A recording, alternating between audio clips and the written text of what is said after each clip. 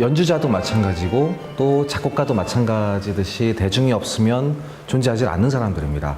그러니까 클래식 음악 하면 굉장히 소수를 위한 또 일부를 위한 음악이다라고 오해하시는 분들이 많이 계세요. 저도 가끔 그렇게 생각할 때가 있고요. 하지만 작곡가의 입장에 되어보면 어떤 작곡가가 자기가 만든 음악을 아주 일부만 즐기기를 원하겠습니까? 누구나 자기가 한번 음악을 만들고 작품을 만들면 더 많은 사람들이 이걸 들어주고 또 감동받길 원할 거예요. 그렇게 만들어진 음악이 클래식 음악인데 대중들이 이 음악을 접하지 못하고 있다면 분명히 중간에 있는 사람 잘못이죠. 이건 연주자입니다. 그 연주자가 마케터라고 생각을 하는 거예요. 제가 그 연주자 입장에 있기 때문에 끊임없이 대중과 소통해야 되는 방법을 연구하고 또 새롭게 개척해 나아가야 된다고 생각을 해요.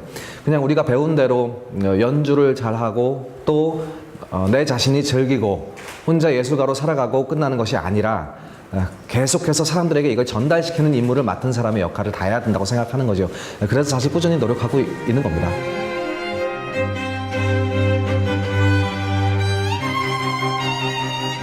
여러 가지 시도를 많이 했어요. 그냥 저희가 연주를 잘했다, 연주를 멋있게 했다, 이런 것이 아니라 그 전까지 저희가 많이 연구를 했던 요소들이 있었어요. 그 요소들을 그 첫 공연에서 실험을 한 겁니다.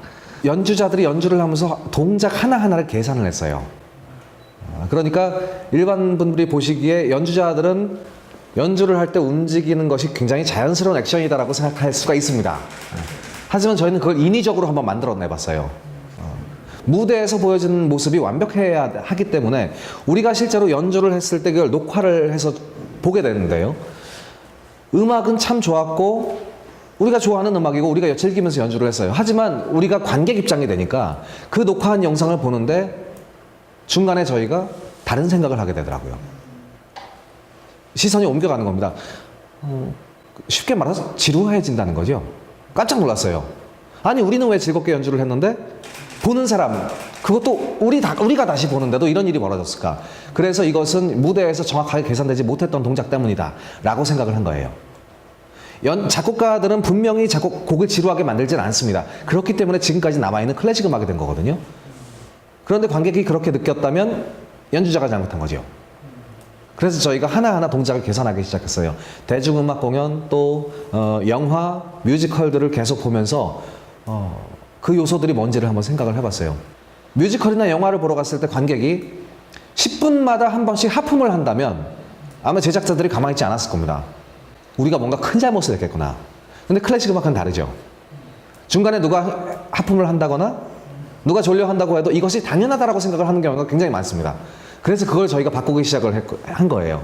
악보에다가 심지어는 사람들이 움직이는 동작 이런 것들을 적어놨습니다. 이 부분에서 우리는 둘을 쳐다보고 연주하자. 이 부분에서는 굉장히 격렬한 액션을 쓰자. 또 이 부분에서는 아예 움직이지 말자. 저희가 첫 연주회 때 그런 걸 보여준 다음에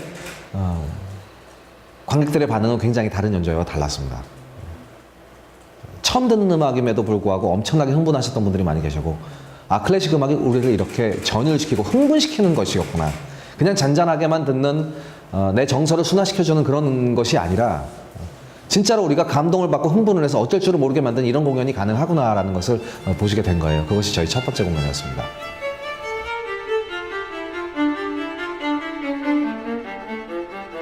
사람들에게 내가 연주를 하면서 내가 앞으로 연주할 곡에 대해서 설명하는 건 아주 기본적인 매너인데 이것은 저는 반드시 필요하다고 생각을 한 거예요. 과거에 음악을 연주하는 사람들이 음악회를 보여준다고 한다면 분명히 자기가 만드는 곡에 대해서 얘기를 하고 시작을 했을 겁니다. 아니면 연주를 하고 나서 얘기를 했겠죠. 이 곡은 제목이 뭡니다. 심지어 연주에 팜플렛이 없었을 당시에는 분명히 얘기를 했겠죠. 어느 순간에 음악회라는 고상한 문화라는 것으로 자리 잡기를 원했기 때문에 대사를 하지 않고 해설을 하지 않고 나와서 연주만 하고 들어가는 것을 문화로 만들어낸 거예요. 여기에 관객들이 익숙해져 있었죠. 하지만 점점 거리가 멀어지게 된 겁니다. 음악은 더 빠르게 발전을 했고 그리고 더 이상 저희가 쉽게 이해하기는 힘들어지는 그런 상황이 됐어요. 그런 상황에도 불구하고 이 정통은 계속해서 내려오고 있는 겁니다. 해설이 넣는 음악회는 물론 예전부터 누군가는 반드시 해왔습니다. 하지만 이것은 교육적인 연주회가 아니고 또 흥행적인 연주회가 아닌 기본적인 매너라는 거예요.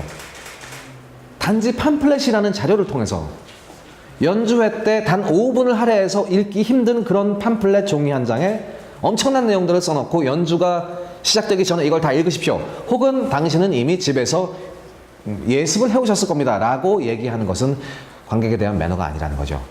그래서 이거는 너무나도 당연한 일이고 그 일을 누군가는 해야 된다고 생각을 해서 제가 이런 일을 해오는 거예요.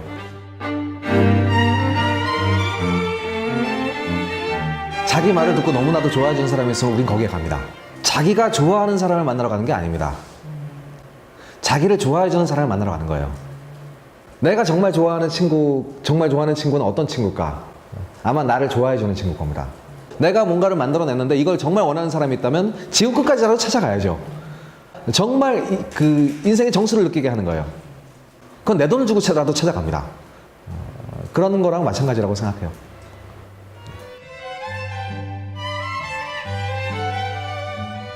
라디오 DJ는 정말로 제가 모르는 수많은 음악을 틀어야 돼요. 내가 이렇게 모르는 음악이 많았나 할 정도로, 심지어는 대중음악까지. 그래서 저한테는 굉장히 큰 경험이에요. 소개를 해야 되고 하기 때문에 더 그 곡에 대해서 공부를 하고 내 나름대로의 느낌을 전달하기 때문에 저한테는 굉장히 큰 공부가 돼요. 라디오는 제가 말하는 즉시 게시판에 올라오는 그런 시스템이기 때문에 실시간 대화를 굉장히 그 불특정 다수분들과 하는 재미가 있어요. 저도 아주 즐겁게 하고 있습니다.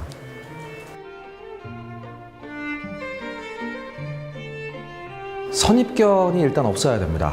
우리가 고상한 음악, 조용한 음악이라고 많이 생각을 하지만 실제로 제가 아는 클래식 음악은 그렇지가 않아요. 훨씬 더 사람들에게 강렬함을 전달시켜주기 위해서 그 전에 절제를 하고 또 길이를 더 느리고 또 숨을 길게 하고 라고 할 수는 있지만 그것 때문에 우리가 뭔가 좀 고리타분한 음악이라고 생각하는 오해들이 많아요. 삶의 정수를 느낄 수 있어야 한다면 진짜 감동을 준비하고 있는 클래식 음악이 우리에겐 정말 간절히 필요한 세상인 것 같습니다.